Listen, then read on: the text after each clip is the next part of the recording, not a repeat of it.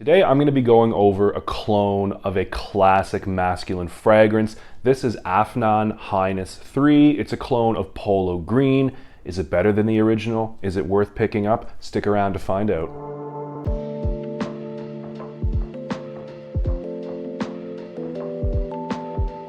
Hey guys, welcome back to Real Scent Review. Today I'm going over a clone of just a super classic masculine fragrance.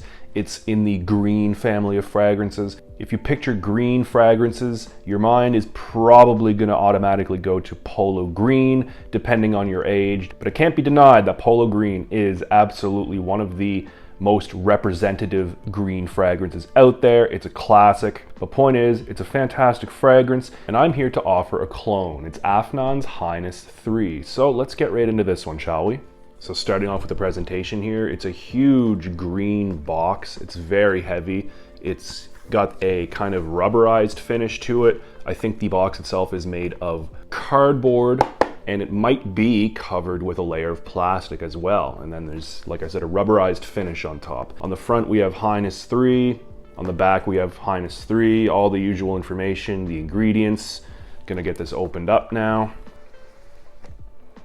So upon opening the box, we're met with this wrapping paper, very stylish wrapping paper, very delicate. It has the Afnan logo all over it here. A little flap, little door that comes off the bottom of the box.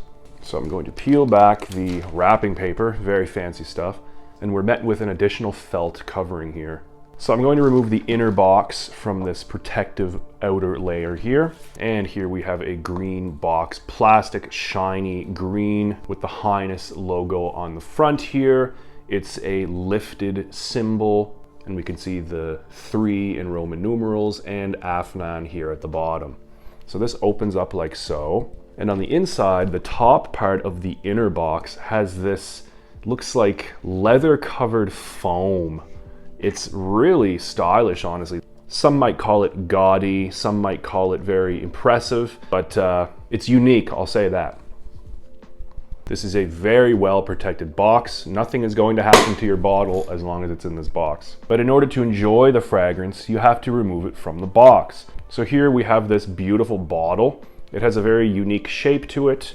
It's a very heavy bottle. It's got some green, it's got some silver trim around the outside. It has the Highness logo again, 3 in Roman numerals. The cap comes off, does not stick into place. The cap is nice and heavy, as is the bottle. This is a very sturdy bottle here. This has some real heft to it. Now, right off the bat, the price of this fragrance is greatly influenced by the cost of the construction of the presentation, but more on that later. So, getting a spray out of the way now. It's got a really nice atomizer, and the smell, the most important part, is really nice. What I detect is some cypress and lavender in the top. I get some cedar, galbanum, and black pepper in the mid. And in the dry down, I get some oak moss, some more galbanum, and some leather. So upon initial spray, we're immediately hit with cypress. Cypress is going to give it a very woody, green, almost piney characteristic, coniferous if you will. It's piney, it almost goes minty. And there's also a little bit of warm, spicy lavender in the top, but the lavender is not the main player, all right? In the beginning, the cypress overtakes the lavender. It's, you know, you get the kind of the smell of the lavender, but it's very faint, it's very airy. A lot of times lavender and fragrances can be quite heavy and warm and spicy, but not here. So in the mid here, I get some cedar. It's a very fresh, aromatic, almost cooling wood. And it's mixed with some galbanum. The galbanum in this here, in the mid at least, it starts off bitter. It's green, it's a little bit herbal at the same time. And that's mixed with some black pepper, your run-of-the-mill standard, spicy, nose-tickling black pepper. Although in the mid here, the most dominant note to me is the galbanum, followed by the cedar, and finally the black pepper. The dry down is all about the oak moss and the galbanum, with a supporting role being played by the leather. So the oak moss is damp and earthy, but at the same time it's fresh and woodsy. I love the accord of oak moss. It's not real oak moss because oak moss has been outlawed by the IFRA. It's no longer allowed to be used in fragrances. But yeah, you definitely detect the accord of oak moss in the bottom here, paired with that galbanum. The galbanum in the dry down further develops from the mid. So in the dry down here, the galbanum goes very metallic, very bitter, very sharp.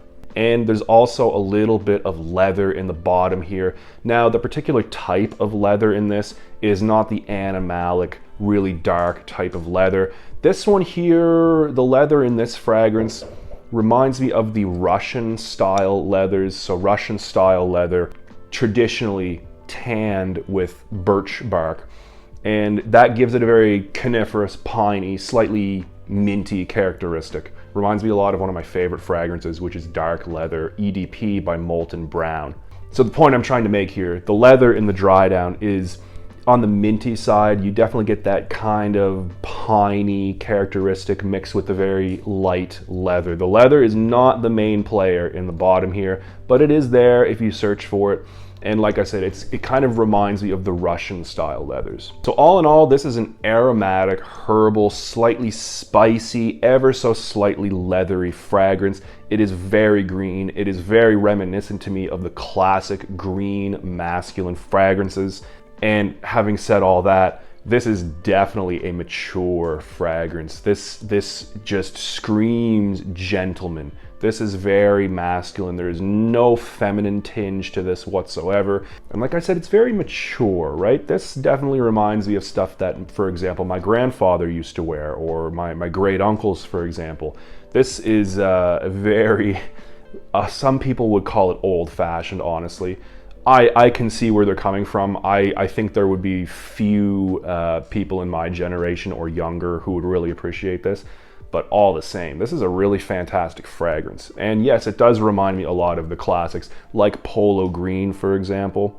And you know, now that we're on the topic, this is definitely, in my opinion, a clone of Polo Green, no questions asked. But you know, a lot of times this gets compared to Royal Oud by Creed. You know, there's some reviews out there that compare this one to Royal Oud, and I gotta say, I really don't agree with that. I do not think this is a clone of Royal Oud at all. You know, in the very beginning, there's a really green, sharp cypress note, sure, and maybe for like the first 15 seconds, the opening of this can kind of remind me of the opening of Royal Oud, but after that initial opening, they go completely different directions. Like, you know, Royal Oud to me, sure, opens up with a bit of that sharp, bitter woodiness. But after that, you know, to me, Royal Oud kind of dries down in the same vein or similar vein as L'Instant de Guerlain. I get similarities between those two fragrances. But yeah, this completely different in the dry down. This is like really similar to Polo Green in the dry down. So, you know, if you're a fan of Polo Green and the like, you're definitely going to love this. I will say Polo Green is kind of known for not having the greatest performance. It can be a little bit fleeting on the skin, although it does smell very good. I agree with that part. This one here definitely performs better than Polo Green. So the performance to me, although it's not crazy, it definitely is a step up from Polo Green. I get a decent projection for an hour and a half on my skin, and this lasts on my skin maybe 8 hours, but probably closer to the 7, maybe 7.5 hour mark. So definitely solid performance, above average, you know, better than Polo Green, but not beast mode. Also, this one has particularly good sillage, so if you spray this on your skin and you move around, this will hang in the air around you as though it is a personal scent bubble, but that scent bubble kind of sticks there in the air long after you physically leave. So if you're someone who cares about sillage, there's no worries in that department as far as this fragrance goes. So let's talk about the price. On FragranceNet, this 100 milliliter bottle goes for $73.50 US. And just for reference, on the same website, 120 milliliters of Polo Green goes for $51. That's for the tester bottle. So the Polo Green is considerably less expensive than this, and they smell very, very similar. I think this is a little bit more complex, whereas Polo Green is a little bit linear. This definitely has more complexity to it, although the overall smell is quite similar. But like I mentioned when I was going over the presentation of this fragrance, a huge percentage of this price is going towards the very extravagant presentation. The scent itself, sure, it's nice. I think it's a step up from Polo Green personally, but you know, for being a clone, it's actually more expensive than the fragrance that it's cloning.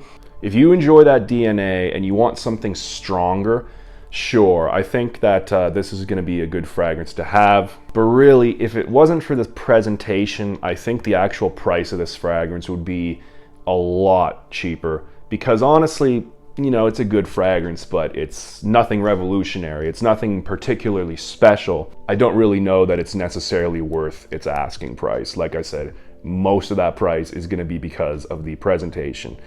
So that's something to keep in mind. However, if you really enjoy Polo Green or that basic DNA, let's say, and you want something stronger, yeah, sure, definitely. This is going to be one that's going to be right up your alley, of course. So in summary, I think it's a little bit overpriced for what it is, and you know, most of that price is going towards the presentation. But if you like the DNA, you like the DNA. This is going to be a really good one for you. Anyway, guys, that's been my review of Polo Green's greatest clone, in my opinion, Afnan Highness 3, also known as Highness Green. So yeah, I hope you've enjoyed the review. Hope maybe you've learned something new. Until next time, guys, keep it real.